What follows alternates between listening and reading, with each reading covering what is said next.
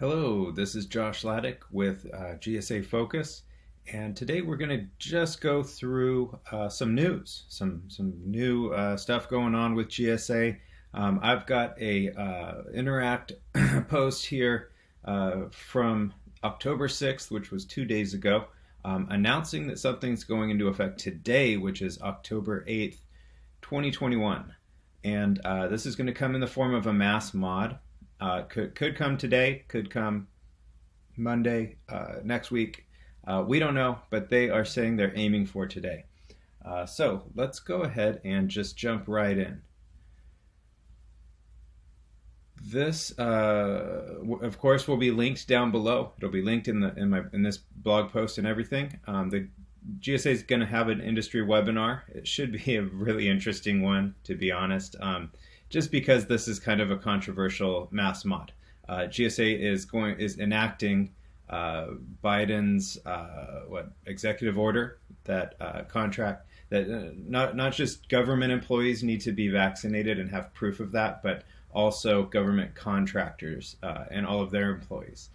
So as I read through this, I started seeing kind of like the just the details, the background. That's where I'm going to start out. And then go over just the applicability. Where does this apply? If you have a GSA contract, how does this affect you? So let's just jump right in. Of course, you could read through all of this, and that's great. There are 2 files attached with all those details. They are, some pretty lengthy PDFs. You could scroll through. What is this? A 14-pager, and let's see the other one, which I think goes through it in a little bit more of a succinct way, is a 4-pager, and that's kind of where I pulled a lot of the details over. But here's the kind of the gist of what we're looking at. Let me just get this up here. So maybe I need to be made smaller here. There we go. So yeah, first off, this is called the COVID Safety Protocols for Federal Contractors. Acceptance of the contract modification that they're talking about, the mass mod, is mandatory for all federal supply schedule contractors. We'll go into what that means in a sec. For IDIQ contracts, including federal supply schedule contracts, it must be accepted by November 14th to be eligible for new orders. So you can have your GSA, presence kind of just pulled down if you don't comply, and then when you do, it comes back up and you can take orders through their system again. Also, let's see. Yeah, okay, so if you hold a contract at or below the SAT, go into that in just a second. That's the a threshold for contract sizes. Then the GSA strongly encourages you to accept the modification. They pretty much always strongly encourage that you accept any of their modifications, and they pretty much always threaten to take down your GSA presence if you don't accept it. So there's really nothing new there. Let's jump into the background. The Safer Federal Workforce Task Force issued guidance on September 24th, 21 at saferfederalworkforce.gov, which requires, and these are just kind of the things that I pulled out as far as the requirements are concerned. So vaccination of covered contract employees except in limited circumstances where an employee is legally entitled to an accommodation. That is open to interpretation. I don't have any more details on what legally entitled to an accommodation means and what that stands for, but it's there. There is, an accommodation, a way out. You can look into that if you want to. That might be buried somewhere in those PDFs. It's certainly going to be something that's talked about on that webinar. You could register for that on that webpage that I had up a minute ago on Interact. If you're not in Interact, you need to get an account and go into Interact. It's the GSA social network that really is there to just bring news to you. Then let's jump back in here. Requirements related to masking and physical distancing while in covered contractor workplaces, and designation by covered contractors of a person or persons to coordinate COVID-19 safety efforts at workplaces. So that's about it. get the vaccination. If you don't, then you can have an accommodation. The next one is masking and social distancing.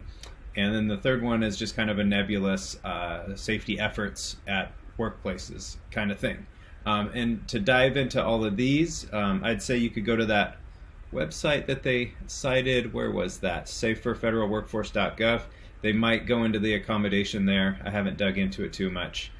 So that's about it as far as what's being mandated, and the deeper dive is available there at what was it? saferfederalworkforce.gov.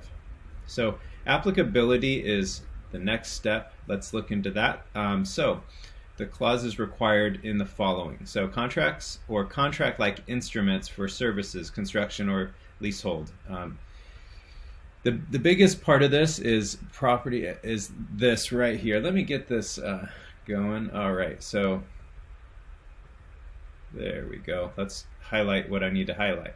All right, so contracts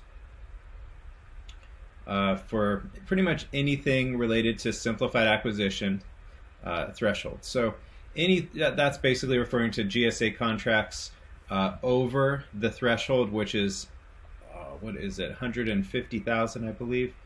Let me check that real fast. It's over 250,000. So anything on any GSA project over 250,000 is going to require this vaccine mandate.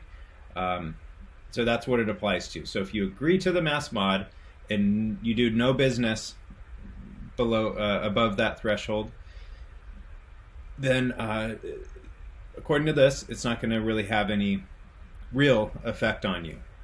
So that's one thing. Next, contracts or contract-like instruments, basically, GSA contracts for services covered by the SCA. So if you have any services that you offer that are SCA, or nowadays it kind of goes by SCLS, then that's also something where you're supposed to have all of those individuals vaccinated. I'm not sure if it's saying that you need to have company-wide vaccination there, or if it's just the individuals under this SCA that are being deployed, or that are being used on that contract. Next one is contracts for concessions, contract excluded by DOL regulations. I'm not sure what that one means. I'm going to skip over it. I don't think it applies too much. Next up, contracts, contract-like instruments entered into the federal government in connection with federal property or lands, services, employees or dependents, general public exceeding the... Okay, so this is kind of a restatement of before. I don't see much difference between this first bullet point and the first one and the fourth one. I can't really tease out anything different there, but that's it. So that's really all I've pulled out from this. So it's good to know what you're signing when you sign in a mass mod. All that information's available to you. It'll be available on this blog post. I'll also post it on the YouTube video that is this right now down below.